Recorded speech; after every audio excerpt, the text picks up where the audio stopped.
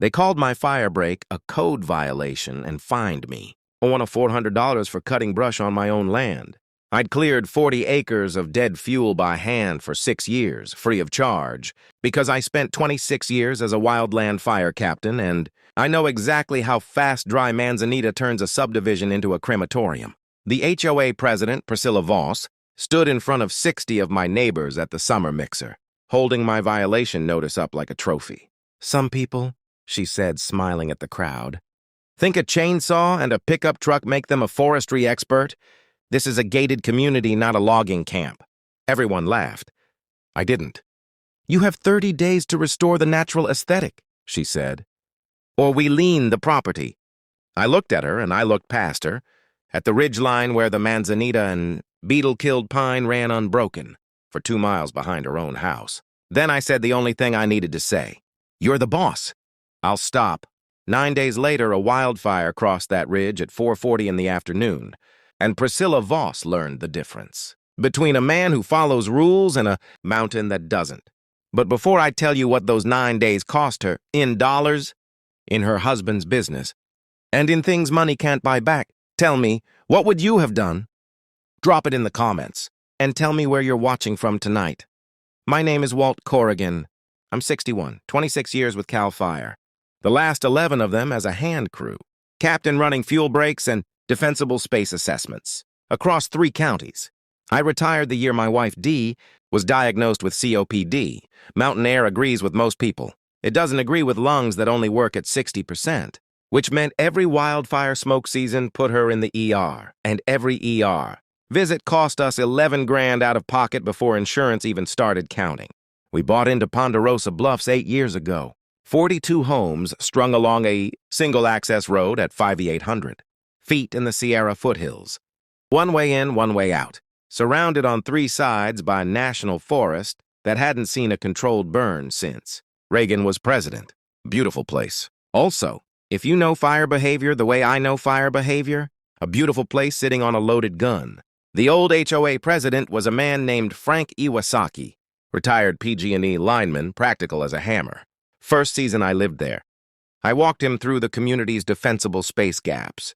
The dead fuel load stacked, up against a dozen back fences. The single evacuation route with 0 shoulder clearance. The propane tank sitting 8 feet from dry brush. Frank didn't need convincing twice. "You know how to fix this?" he asked. "I ran crews that did exactly this for a living." "Then fix it. Whatever you need." For 6 years, that's what I did. Every spring and fall, I cleared brush along the community perimeter, thinned ladder fuels under the oaks, cut a 100-foot shaded fuel break along the ridge behind the last row of houses, and graded pullouts along the access road so a fire engine could pass a fleeing car without both of them, stopping dead. I did it with my own chainsaw, my own chipper, my own diesel, on my own time. Never invoiced the HOA $1. Frank used to say I'd saved the community more in avoided insurance premiums than most people's houses were worth. Then Frank's knees gave out for good. He and his wife moved to Yuma, and a woman named Priscilla Voss ran unopposed for HOA president because nobody else wanted the job. I should have wanted the job. I didn't see it coming. Priscilla was 55, moved up from the Bay Area 2 years earlier with her husband Grant, who ran what he called a boutique land management consultancy. She wore quilted vests, the color of high-end wine, and drove a black Range Rover with a vanity plate that read RID-GVU. Her idea of community improvement was a stone entry, monument with backlit signage and a strict new paint color palette. Her idea of fire safety, as I'd learn, was believing that a place this pretty simply wasn't allowed to burn. Her first board meeting, she brought a binder, tabs, laminated agenda. She used phrases like brand cohesion and aesthetic continuity the way other people use punctuation. "We have residents," she said, glancing my direction without saying my name, "conducting unregulated land clearing operations on HOA-adjacent property. Heavy equipment, no permits, no board authorization. That exposes this association to liability we simply cannot carry." Ruth Alvarez, 74, who'd lived on that ridge since before the subdivision existed, spoke up. "Walt's cleared that fire break for 6 years. Free, man ran hotshot. Crews for a living. Capability isn't authorization, Priscilla said, and the way she said it. I understood the vote was already decided before anyone raised a hand. Motion passed, 4-3. All volunteer land clearing work on common and perimeter. Property required prior board approval, a signed liability waiver, and a $2 million insurance certificate naming the HOA. Requirements that, as written, applied to a man with $2 million in coverage and a wildland fire. License and applied to absolutely nobody else in that subdivision who might say, install a hot tub. 2 weeks later, I got a certified letter. Cease all unauthorized vegetation management. Restore. Cleared areas to natural condition or face fines of up to $500 per week. Signed Priscilla Voss, President. I read it twice at my kitchen table. Outside the window, the ridge behind my house. The ridge. I'd kept clear for 6 fire seasons. Was already 3 feet high in cheatgrass and dead ceanothus that hadn't been touched since spring. She's going to get someone killed, Dee said. Reading over my shoulder, oxygen line looped under her nose. Not if I follow the rules, I said. You're actually going to stop? I'm going to do exactly what she asked. I parked the chainsaw. I parked the chipper. I let the brush grow. It rankled every professional instinct I had. Watching a fuel load build up behind my own house like a debt-collecting interest. But I've spent enough years around administrators who need to learn a lesson the hard way to know that arguing with Priscilla Voss in a conference room was a fight I couldn't win on facts alone. She wasn't interested in facts. She was interested in control. So I started building a file instead.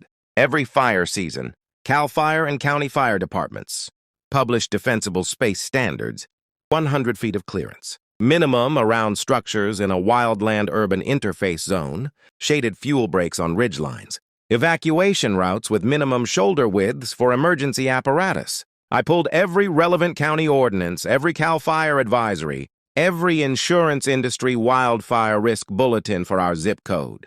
I photographed the fuel load building up on the ridge, dated and time-stamped. I wrote a formal defensible space assessment the way I used to write them for the department. 6 pages, professional letterhead, citing code sections by number. I submitted it to the board as a formal request for reconsideration. Priscilla's response came back in 9 words. The board has full confidence in our current standards.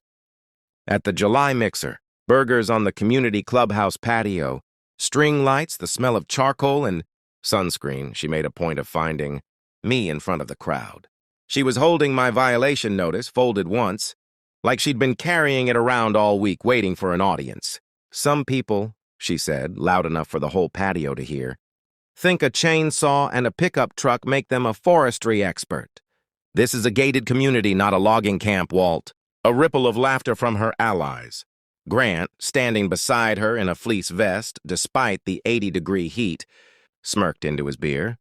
You have 30 days to restore the natural aesthetic, Priscilla continued, or the board authorizes a lien against the property.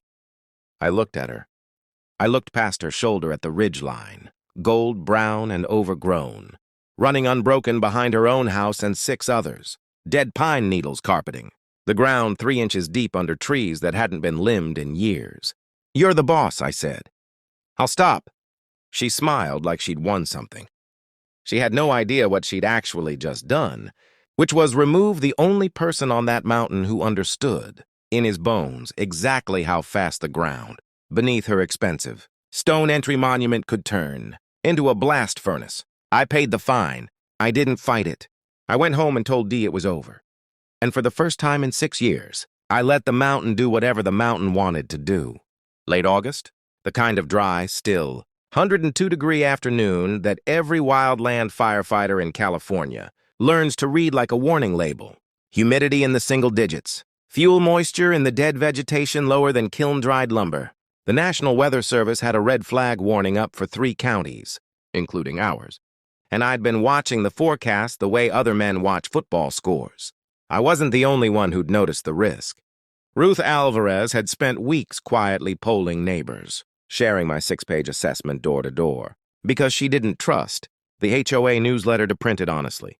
26 families had signed a petition demanding the board reinstate a fuel management program before the ridge became what she called, in her own careful handwriting, A fuse with our houses tied to the end of it. Priscilla's answer, delivered by email 2 days before the red flag warning went up, was to announce that Grant's company, Ridgeview Land Consultants, had been awarded a comprehensive vegetation management contract, 6-figure, no competing bids, board approved in an executive session nobody else was invited to. I did what I always do when something smells wrong. I pulled up the California Secretary of State Business Registry on my laptop. Takes about 90 seconds. And the state makes it public, specifically so people can't hide. Exactly this kind of thing. Ridgeview Land Consultants, LLC, registered 5 months earlier. Sole managing member, Grant Voss. Previous professional history, commercial real estate, Bay Area, 0 listed experience in wildland fuel management, forestry, or defensible space construction. The comprehensive vegetation management contract Priscilla had pushed through executive session was worth $118,000 of HOA reserve funds, and it had gone with no competing bid to her own husband's 5-month-old company. The same reserve funds that 6 months earlier, Priscilla had cited as the reason the HOA couldn't possibly carry the liability of my free labor. I forwarded everything to Ruth, to the county fire marshal's public inquiry line, and to myself in a folder I labeled, the way I used to label incident reports, 09-001, documentation. Then, at 4:40 p.m. on September 1st, with the red flag warning still active, and a north wind starting to push, through the canyon at 25 miles an hour, a downed power line 2 ridges over threw a spark into cured grass, and the fire that would later be named the Coldwater Fire started, running toward Ponderosa Bluffs at a rate of spread that gave us roughly 90 minutes before it reached the ridge behind Priscilla Voss's house. I'd been a captain long enough to know the sound of a fire. Coming before you can see it. A dry roar under the wind, ash starting to fall like gray snow, the sky going the color of a healing bruise. I was already outside when the first neighbor came pounding on my gate. "Walt, the ridge." "I know," I said. "Get your family to the staging point at the church lot, now." I'd kept one thing running the whole 30 days. I'd stopped, my own defensible space. My property was still clear, still graded, still exactly what a fire captain's house should look like in fire country. Because the moment Priscilla's letter arrived, I'd quietly reclassified my perimeter work as personal property maintenance, which the HOA's own bylaws couldn't touch, and kept every foot of it maintained. The ridge behind everyone else's house. The 100-foot shaded fuel break I'd built and maintained for 6 seasons. The one Priscilla had ordered me to let go wild to restore the natural aesthetic. That ridge was 3 feet deep in cured cheatgrass and dead ceanothus, running unbroken behind 14 homes, when the Coldwater Fire hit it doing better than 60 chains an hour. I called it into county dispatch the second I saw the glow. Exact GPS. Exact wind direction, exact fuel type. The way I've called in 1,000 fires before. Then I did the only thing left to do. I grabbed my truck, my pump, my hand tools, and I drove straight at it. Because 26 years teaches you that the 10 minutes before engines arrive are the only 10 minutes that actually belong to you. Grant Voss's crew, 3 landscapers hired that spring. No wildland training, no fire-resistant clothing, running a single skid steer with a mower. Deck not rated for slope work, had been contracted to manage that ridge for 4 months and hadn't cleared a foot of it. When I got up there, their equipment was already abandoned at the tree line. Engine still running, nobody in sight. They'd taken one look at real fire behavior and run for their trucks, which, I'll give them this, was the smartest decision any of them made all day. I cut a hasty line where I could, wetted down what I could reach, and radioed positions. To the county engines coming up the access road, the same access road whose shoulders I'd graded for exactly this scenario, back when Frankie Wasaki was still president and whatever you need was still an answer anyone gave me. The fire crested the ridge at 5:52 p.m. It hit the overgrown fuel break. First, the one that should have stopped it, the one that used to stop it, the one Priscilla Voss had fined me on $400 for maintaining, and it didn't slow down at all. It ran straight through 6 years of undone work in about 4 minutes and came down the far slope with 20-foot flame lengths directly toward the back fences of 14 homes. including Priscilla and Grant's 4,000 square foot timber frame house with the backlit stone monument out front. Here's the thing about a 100-foot shaded fuel break. It doesn't stop a wildfire by magic. It stops it by giving trained crews and defensible terrain a place to make a stand instead of running blind through unbroken fuel. 6 years ago, I hadn't just cut brush. I'd built exactly that kind of terrain, along my own property line and 40 yards, either side of it, because that's where the topography made sense, and because Frankie Wasaki had never once told me where I could and couldn't do it.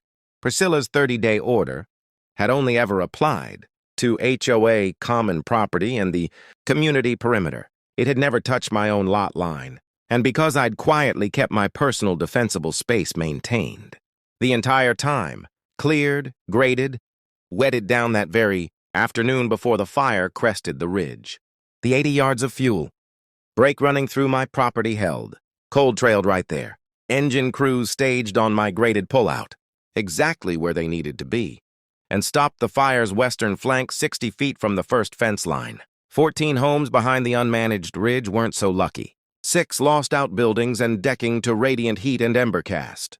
2 lost significant structure to direct flame contact, including, and I want to be precise about this, because precision is the whole point of the job. I spent 26 years doing the northeast corner of Priscilla and Grant, Voss's own house, where flame ran straight through the exact stretch of ridge. Grant's untrained crew had been paid $118,000 to clear and never touched. Nobody died. That's the only miracle in this story, and it's a real one. County engines, a lucky wind shift at 6:15, and about 4 inches of graded shoulder on the access. Road that let 2 fire trucks pass 3, fleeing minivans without anybody, stopping dead in a bottleneck. I'd graded that shoulder 6 years earlier for exactly that purpose and never told anyone why. By the time the fire was declared, contained the next afternoon, CAL FIRE's incident report, public record, same as everything else in this story, listed unmanaged fuel accumulation on HOA-maintained ridge, previously subject to volunteer, defensible space maintenance, discontinued by community association order, as a contributing factor in structure loss. That sentence would end up costing Priscilla Voss a great deal more than $400. The emergency HOA meeting was called for the following Thursday in the clubhouse. Because the community center's power was still out on generator, 61 residents showed up, more than had ever attended a meeting in the community's history, along with a reporter from the county paper, who'd been tipped off by, of all people, Ruth Alvarez, who apparently keeps a very organized email folder, and had been forwarding my documentation to anyone who'd read it since July. Priscilla stood at the front of the room in a blazer that didn't quite hide the fact that she'd been living out of a hotel for 4 days. She tried to open with a prepared statement about unprecedented natural disaster, and no board could have foreseen. I let her get about 90 seconds into it. I foresaw it, I said, standing. In writing. 6 pages submitted to this board in July, citing the exact county fire code, sections that mandated the fuel. Break you ordered discontinued. I have your reply. 9 words. The board has full confidence in our current standards. I set the printed email on the table in front of her. I'd also like the board to explain, I continued, why a $118,000 no-bid vegetation contract went to Ridgeview Land. Consultants. An LLC formed 5 months ago with a single managing member, Grant Voss, with no listed wildland fire or forestry experience, approved in an executive session the rest of the community wasn't told about. The room went dead, quiet in the particular way a room goes. Quiet when 60 people simultaneously do the math on their own homeowner's dues. Grant, sitting in the second row, suddenly found his phone extremely interesting. Ruth stood up next, holding a folder of her own. I'd also like the minutes to reflect that 26 households signed a petition in August requesting fuel management restoration, which this board never brought to a vote. The county reporter's pen didn't stop moving. Priscilla tried one more line of defense, that the board's decisions were within its discretionary authority under the CCNRs, which is exactly true. Right up until the moment discretionary authority gets used to steer public funds to your own household while publicly finding the one licensed professional, volunteering to protect everyone's property for free. California nonprofit corporation law has a name for that. It's called breach of fiduciary duty. And unlike aesthetic disputes about paint colors, it comes with personal liability that a board member's homeowner's insurance does not cover. I hadn't hired a lawyer yet. I didn't need to stand up and threaten one. The math was already sitting on the table in front of 61 witnesses and a reporter with a deadline. The county fire marshal's post-incident report, released 3 weeks later, was longer and colder than anything I could have said in that clubhouse. It confirmed the ridge's fuel load had gone unmanaged for approximately 11 months, following the board's May directive. It confirmed Ridgeview Land. Consultants had invoiced the HOA for 4 full months of vegetation. Management services performed on that ridge, despite site photographs, mine, time-stamped, submitted as part of the inquiry, showing no material clearing had occurred in that window. It listed the discontinued fuel break as a contributing factor in the loss of 2 structures and significant damage to 6 others. The county district attorney's office opened a review into the no-bid contract the following month. Grant wasn't a licensed contractor for land clearing work in the state, which meant the $118,000 paid out wasn't just a bad decision, and it was, on its face, payment to an unlicensed contractor for work it never performed, a pattern the DA's office described, in its own words, as consistent with fraudulent billing. Priscilla resigned as HOA president 11 days after the emergency meeting, before the recall petition that had gathered 41 signatures ever reached a formal vote. She and Grant's homeowners insurance, it turned out, declined a significant portion of their own claim once the fire marshal's report specifically named board-directed discontinuation of maintenance as a contributing cause. Insurers, it turns out, read incident reports very closely when a policyholder's own signature is on the order.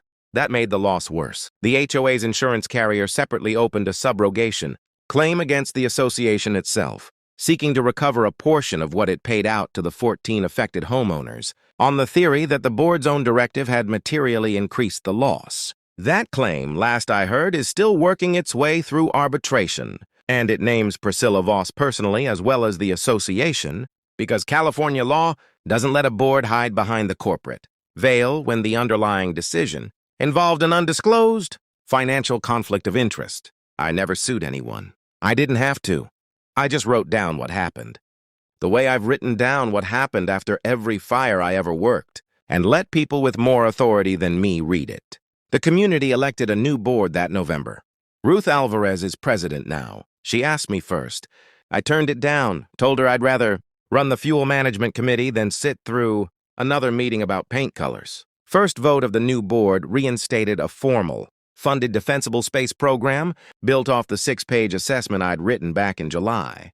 With me as the paid contractor this time, actual invoices, actual insurance reimbursement, actual county cost share grant money I helped them apply for, because it turns out counties will pay real money toward wildfire fuel. Breaks if somebody who's run hotshot crews sits down and fills out the paperwork correctly. We cleared the ridge again that spring.